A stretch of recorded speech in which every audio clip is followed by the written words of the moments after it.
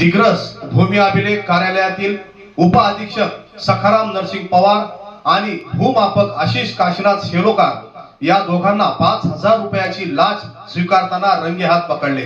मूक नाईकच्या दर्शकांनो, धर्मराज गायकवाडचा आपणास नमस्कार। तर चला पाहूया भ्रष्टाचारासंबंधी एक विशेष बातमी।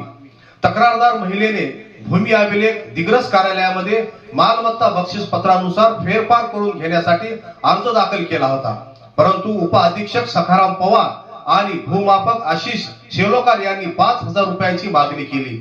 त्यानुसार सापळा रचून या दोन्ही आरोपींना जाळ्यात अडकविण्याची ही यशस्वी कार्यवाही अमरावती परिक्षेत्राचे पोलीस अधीक्षक बापू बांगर, अप्पर पोलीस अधीक्षक सचिन शिंदे आणि यवतमाळचे पोलीस उप अधीक्षक अभय आष्टेकर यांच्या मार्गदर्शनाखाली पोलीस निरीक्षक मनोज ओरके, अर्जुन घनवट व त्यांच्या पथकाने पार पाडली।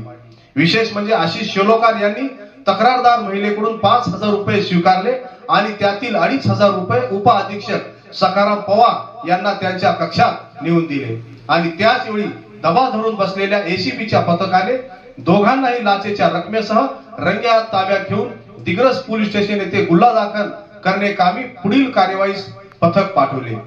अशाच बातम्या पाहण्यासाठी, जनसामान्यांच्या हितासाठी, अडीअडचणीसाठी पाहत राहा मूक नाईक न्यूज चॅनल। सदैव आपल्या सोबत आहे। धन्यवाद।